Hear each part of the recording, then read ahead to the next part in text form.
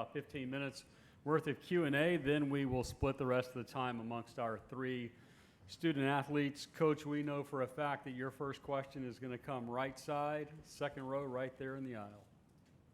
I knew it. Of course. Hey, Coach. Hey, Jim McGill, Barron Cider. You've had a record number of turnover this last year. I think over 50 new people between grad transfers, portal transfers, and freshmen. What have been some of the most complicated things navigating that, and what have been some of the most pleasant surprises you've seen so far through spring and summer workouts? Yeah, the most complicated thing, I think, is just the time and the numbers. You know, from year to year, that number's going to change. This year was higher than maybe we would have thought, but we have an unbelievable team of people around us. It's obviously the coaches, but we have an incredible personnel staff, and now added GM, Coach Ron Rivera, and we got a lot of support to go identify players who physically we feel like can help us, who are going to fit in at Cal and have the character traits that we're looking for. And I think the pleasant surprise has been just once those guys have been identified and getting them into school and getting them connected together, it's been really, really fun to watch. We got a lot of really good guys on the team. We got some, and they're talented players, but the way that they've come together starting in January and then, you know, absorbing some guys even this June onto the team and working together, it's really shown up on the field and in the locker room with how connected those guys are, and that's been a pleasant surprise. Coach, left side, first row, right in front of you. Dan Tortora, wakeupcalldt.com. How are you, Coach? Good, how are you? Doing well. Just to go deeper into the general manager portion side of things, just how the college football world has evolved that now we have these general managers, and then specifically what it's like to work with Ron Rivera. Yeah, I think the term maybe is a little more fluid than it is in pro football, in my opinion. I haven't been in pro football, but for the most part in pro football, the GM role is pretty standard. You know, it's roster management, working with the coach, a cap person, identifying players, contracts, those type of things. And there's a significant amount of that that's happening in college, but the difference is there's recruiting, you know, versus drafting. That's a big difference. And the kind of the fluid nature of college football versus the contract lengths in the NFL, that's different. There's constituent groups, there's working with the campus, there's working with donors to raise money. And the second part of your question, Coach Rivera, it's been unbelievable. I mean, he's got so many different experiences in pro football, which have helped, just organizational structure, roster management, talking about players, you know, situational football, kind of from a 10,000-foot view. But his job is, I mean, it's dynamic now. I mean, he's talking to donors, he's an advocate, he's talking to folks on campus, directly to the chancellor. And so I think in college, like, we hear that term GM, but I think it really depends on which school and how they define that role, because there probably are schools where it is just cap and players. And then there's schools like us where it's a bigger role. It's really just the tip of the spear of football in general. And there's a lot that goes into that. So I think that's where, you know, it's a little bit different than maybe the NFL. Coach, right side, fifth row, hard to the right. Hey, Coach. Thomas Christopher from the League Winners. Last year we saw a quarterback competition between Fernando Mendoza and Chandler Rogers. Will that be the case? I mean, obviously those two are gone now. Will we see a similar type of competition play out between Devin and Jerron? Yeah, you know, we feel really good about our quarterback room. Devin, Jaron, EJ, we got some talented quarterbacks. Not a ton of experience. That just is what it is. Now, Devin came to us in January. Devin's, you know, been in college football. He's been trained very well. He's a really smart guy. He's very mature. He's done some great stuff for us. Jaron came in mid-year out of high school. Very natural football player. It's going to be competitive in that room, and it's going to be competitive throughout the roster, to be honest with you. But the good thing is we feel like this team at each position is probably as competitive or more competitive than any team we've had in our tenure there. So that's a good thing. The goal is to bring in as many good players as we possibly can who fit us, who fit Cal, and let the competition sort the depth chart out. Coach, your next two questions will be side by side, third row left. Coach, how are you? I'm well. How are you? Good. Katrina Sackins, Sports and Culture Media. Piggybacking off the question from the front row, we've seen a wave of schools transitioning into the GM world. With newly added Ron Rivera, what insight are you hoping he brings to this program, as well as your coaching strategies on the field? Yeah, like I said, I mean, we get to talk about anything and everything that has to do with Cal football. And when Coach got there, I mean, there's an element of him, you know, watching kind of what we do and how this college football thing is working, and you know, the similarities to pro football and then the significant differences to pro football, and talking through those, and how, you know, his experiences and what he's been through, how we can take and learn from those and apply them, whether it's, you know, third down defense or organizational structure and coaching and roster management and all these different things. So it's been awesome. I mean, it really has. And the thing that makes it so unique is, I mean, he's a Cal Bear through and through. I mean, and he will tell you that, and he will carry that flag, and he obviously carries a lot of weight with our donor group and our campus, and just who he is as a person, his experience, what he's accomplished in his life. It's just been awesome for me personally, for our coaching staff, for our players, for our donor base, for our university. It's just been an incredible addition and advocate for Cal football. Coach, we'll stay right there. Hey, Coach, Tony Syracuse, last word on sports. You've been coaching, you've been in the system for quite a few years. Are these changes with the way college sports is structured, college football is structured, is it harder for someone who has been in to make, as long as you have to make that transition, as opposed to a coach who has basically just grown up during this? Do I look that old? You don't look that Okay, well, old, but you've thanks. been doing this a few years. You weren't supposed to answer that, but okay. That's a great question. It's changed a lot, but it's really changed in the last 4 or 5 years. You know, from 2001 to 2019, the names and faces changed, but essentially the rules of the game and how it was done were pretty similar. And then it's changed a lot. The things that the players are subject to, and kind of the changes in college football with the transfer portal, conference realignment, NIL, and players making money now, that is significant. Any one of those things in a 10-year window would be a big deal. And when they all three happen kind of at the same time, boy, that's a lot of change. And so it's our job as coaches is to help, you know, navigate that for our respective programs. So that has been different, and it's been a challenge, and it's been fun, and there's been some times where it's, you know, not as fun, but you're just trying to find a way to do what's best for the program, because that's ultimately our job.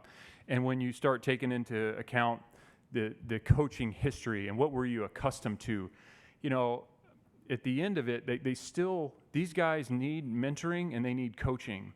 And I know there's this kind of feeling sometimes, whether it's from fans or donor bases or schools or even coaches, well, it's like, well, now they get paid. It's like the NFL. But it's not. They're 17, 18 to 22, 23-year-old guys. They still need to be coached. They still need to be mentored, okay?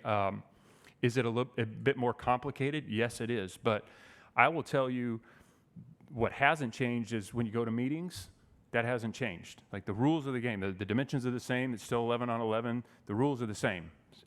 The fundamentals of the game haven't changed. What's important, how to block, how to tackle, pad level, all these things that we've talked about, how to backpedal, what's cover three, like that hasn't changed. So from when you go to the meeting room and you go to the walkthrough and you go to the football field, it's the same. If you have an issue as a coach or an administrator or a staff member with this new environment, then you got to decide whether it's for you or not, you know. It's our job to coach the guys and mentor them and help them become better. If you, as a coach, don't like it, like we're all working here on our own free will. We don't have to coach. You know, we have to be a part of these programs. We get to do this, and we better adapt. And it might, yeah, I can understand there's some frustration at times figuring out, like, well, how's this going to go? But you either, you know, figure it out and find a way to embrace the change and continue to coach them and mentor them because that's what they need, or you need to do something else. Coach right side, third row. Kenton Gibbs, Locked On ACC. Your coach, this team was competitive all last year. However, 2-5 in single digit or one score games. How do you fix that, especially being in the unique situation of losing your statistical leader in virtually every category? How do you fix that into this year with so many new faces? Yeah, you didn't need to remind me, but I know the stat. Yeah, some difficult, frustrating losses.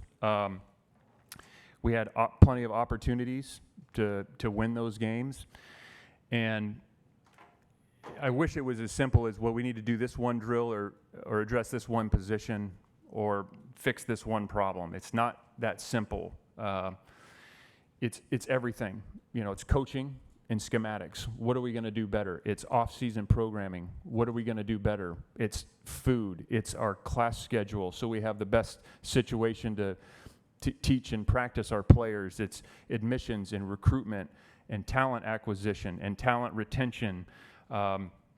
It's support from every level of our institution. It's our sports med. I mean, I could name 50 things that can help us, okay? And thankfully, you know, Coach Rivera and our chancellor have been very, very supportive in things that we can do to make the program better, because ultimately it's one play in the game. It's one more defensive stop. It's another score in the red zone on offense, a touchdown, and maybe a field goal that we connect on, okay? But any one of those 50 things, like, we all got to be pulling in the same direction, so when those moments come up, that we're able to capitalize on them and win those games. And the other thing you can do to solve for that is not be in so many close games and score more points and get them off the field more often. So you either create bigger margins, or when those margins are small, you got to be better in those critical moments. You had a second part to your question. Oh, the statistical leaders.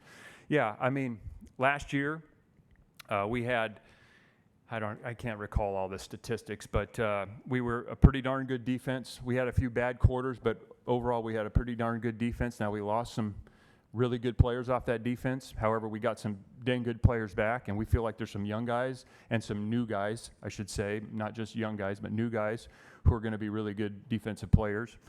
Offensively, we weren't as good statistically. We didn't score as much as we needed to. I'm a firm believer you got to try to get to 4 offensive touchdowns a game. Now, is that always going to happen? Maybe not, but that's the goal, score 4 offensive touchdowns a game. We were a little short on that. We know that we lost some players, but we also feel like we have added some players, and we can be as or more productive offensively. And then in the special teams game, it's field position and executing field goals. And so all that right there can be the difference in those one-score games, which if you win those, then we're up here probably having a totally different conversation. Coach, thank you for the time. You can switch spots with Devin. Thank you. And we will spend about 4 minutes or so with our quarterback. If you've asked a question already, please reset yourselves and who you're with. We're going to take our first question right down here in the first row, Devin, on your right side.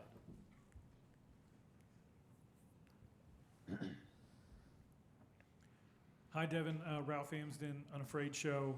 I just want to know what role Keon Gray's played in getting you over to Cal. I know you've had a long relationship with him. Yeah, long relationship with Keon. Known him since being an Arizona high school athlete to being at Ohio State together. He was calling me pretty much every day trying to get me to come be a Bear, and it worked. We'll go right side. We'll stay just behind the gentleman that just asked the question, so second row right on the edge.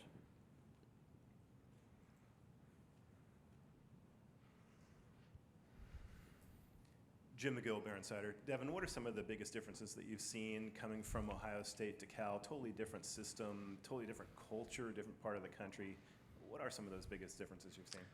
Yeah, I mean, it's totally different football, and it's totally different life, right? I mean, Big Ten football compared to ACC football is night and day different in terms of the people and the staff and life outside of football with the fans and stuff like that. But weather has been a different change for me as well. But I love West Coast football. I love being a part of Cal, and I'm just super excited to actually get to do it. Devin, left side, right in front of you, first row. Devin, Dan Tortora, wakeupcalldt.com. The decision to come to Cal, though, what is it about the school itself, the program, Coach Wilcox? What spoke to you that made more sense than any other place you could have gone? Yeah, there's a lot. I mean, the history of the quarterback position at Cal is long, and with Aaron Rodgers and Jared Goff. I mean, the list goes on. And then being able to build a relationship with Coach Wilcox and Coach Harsin and Coach Rollo and all these coaches in such a short amount of time while I was still in season, it was a tough time in my life. But the relationships that I built from just a phone call, I knew it would only continue to grow in person, and I just knew I had trust in them. I believed in what they were preaching and believed that what we could do at Cal would be something really special, and so I jumped on board. Devin, right side, third row. Kenton Gibbs, Locked On ACC. In terms of the QB room, Coach Wilcox alluded to it. You all are extremely young in terms of playing experience, especially in meaningful playing time. What have Coach Wilcox and Coach Harsin done to kind of flatten that curve out and make things a little bit easier for you and the rest of the guys that are in that quarterback competition currently? Yeah, every guy is different, obviously. You know, all the guys in the room are their first year there or maybe 2 years in college football. I've been in college football for 3 years now. This will be my 4th season. So the biggest thing for me was language. But they've been great on figuring out what things are different for me. And there really wasn't a whole lot of change other than the language. But then it came into the role of me helping the other guys and giving my ideas to help further build this offense, because there's so many different guys in that staff room with Coach Cephala, with Coach Griffin, with Coach Keanaaina, and Coach Rollo and Harsin, that the offense is always evolving and always changing with so many different ideas being pushed into it. So me being able to come from another system and add my values and add my thoughts, it's been really interesting. So Devin, right side, 2 rows directly behind him. Brandon Pockris of the league winners. Over the summer, what was your main focus and what was your mentality? And then carrying that over as you head towards fall camp, what's your mentality and what are you hoping to showcase ahead of the regular season?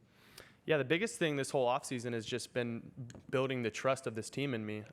Coming in early on, I had to figure out all my relationships with everybody, just, figuring out who these guys were, letting guys know who I am, what I like to do outside of football. And so the biggest thing was building relationships on and off the field. The O-line had to be able to trust they could be my friend off the field, because they're not going to want to block for somebody that they don't like, right?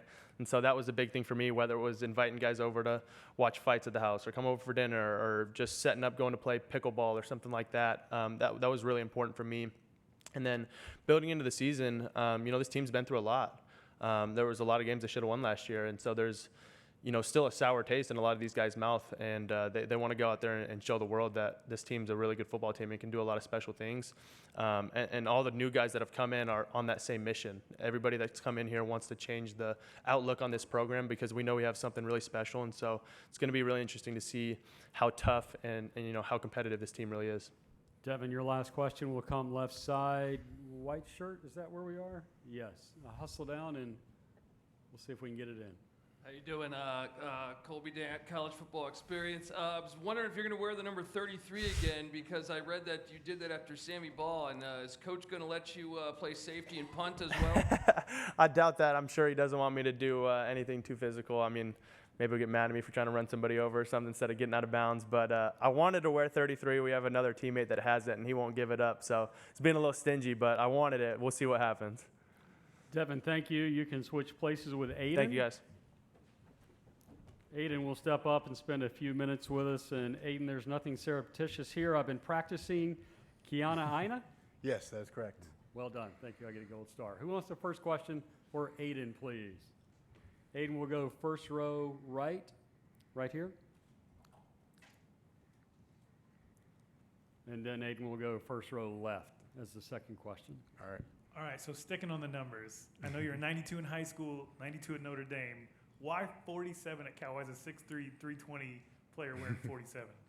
Yeah, no, I think just entering the portal and coming here to Cal, I really want to change it up. I went with 92 is my number. It's year my dad graduated college, my mom. It's something that was important to me, but I want a new opportunity, and I wanted to just be a little different. And so I just remember talking through it with multiple people, and just the number 47 stood out to me, and I think it fit perfectly. And so I rolled with it, and it's been perfect. So left side, first row. Dan Tortora, wakeupcalldt.com. Aiden, you have co-defensive coordinators, Coach Terrence and Coach Vic, that were elevated just what you can say to their leadership and how you've seen them work together to develop a plan that you think will be successful in 2025. Yeah, no, I love our coaching staff. You know, I'm very grateful for Coach Wilcox, hiring within house. I think keeping, the guys around that I've been comfortable with has been amazing for all of us. You know, they built this defensive culture from from when I came in to where it is now.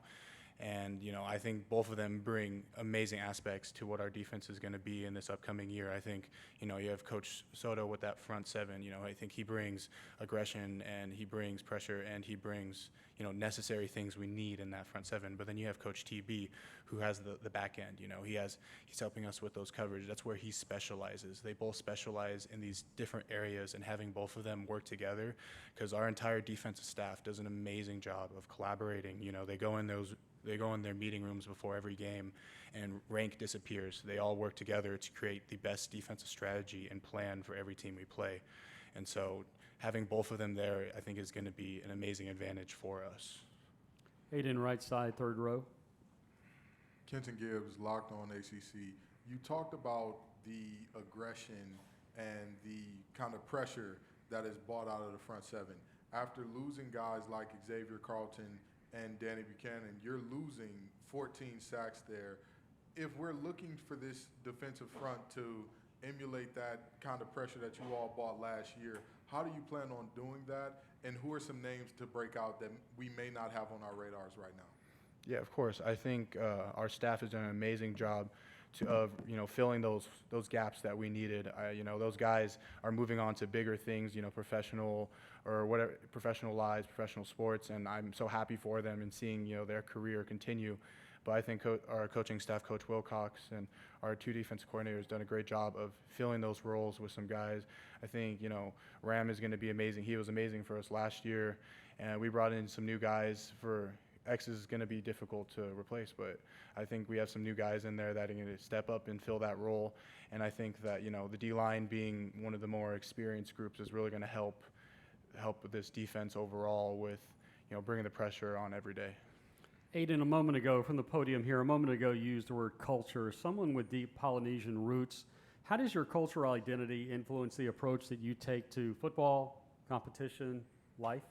Yeah, no, I think most Polynesians can agree with me that family is one of the main values that we have, and I try to bring that in all aspects of in my room and in Cal. I think the Cal locker room's culture has been amazing. Coming in here last year, they brought me in immediately. They did an amazing job making me feel comfortable with the team, and I have some amazing relationships with guys that are no longer a part of the team, and guys that are still on the team now that I played with last year, and that are going to continue. And I think Cal's locker room culture is one of the best I've ever seen.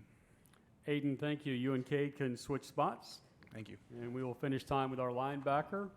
Cade, as we get set, we know our first question is going to come second row. Right there on the edge, right in front of you, to the right. Jim McGill, Bear Insider. Cade, you started off real strong in your first 2 years. Now you've got a GM in here who's a legendary Cal middle linebacker. Have you had some heart-to-heart talks with him about what it takes to be just the best in the business at the position you play? Definitely. I think having Coach Rivera here has been a great addition to our team, and like you said, he's a legendary figure in Cal football, and so being able to have him has been tremendous. I know we got his jersey hung up in the inside linebacker room, so having him be around for practice and interact with us has been great. During practice, I've kind of noticed that Coach Rivera kind of comes to the linebackers most of the time, and so it's good to talk to him, and he'll give us pointers of how to be a successful player, especially at linebacker. And so being able to have him here and help us out has been absolutely tremendous, and I'm super grateful for the opportunity. Cade, left side, third row, almost to the wall. Katrina Sacken, Sports and Culture Media. Cade, how are you? Good. How you doing? Good. From minimal playing time to Pac-12 Defensive Freshman of the Year in 2023 to leader and full-time starter last season, what's the adjustment to that new leadership position looked like for you, and how are you handling that? The adjustment has been great. I think, like you said, it's gone really fast, and naturally, I feel like me being a leader has been something I've had to learn, and it's been an awesome experience. coming from, being a Pac-12 freshman of the year and working my way up, it's definitely put me in a role to be a leader, especially as coming back to Cal as many people left and, we got new faces coming in. That's just how college football is nowadays. It's put me in this position where I need to be a leader, and I'm willing to do so, and I feel like it's helped me as a person, as a player, and it's just a cool opportunity. Cade right side, fifth row, all the way to the right. And Thomas Christopher from the league winners. Cade, last year you said that mastering the mental side of the game, like recognizing formations, was like your next step as a player. How have you gone about? How much progress have you made in that area, and what's your focus on this year?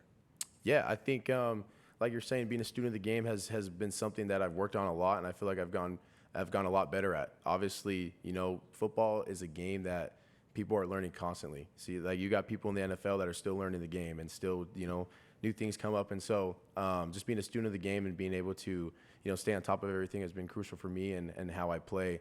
And I just plan on continuing to do so. And as far as this next year comes along, for me to become a better player, I think again, just being a student of the game and, getting bigger, stronger, faster is always a key, and being a good leader. I think when you have good players around you, you play better. And so for me to help, other players be the best they can be will help me. And so just being a team player and doing as much as I can for the team, and just set an example. Once you set an example, people are going to follow. So Staying on the right side, young lady right at the aisle, right up the middle to your right.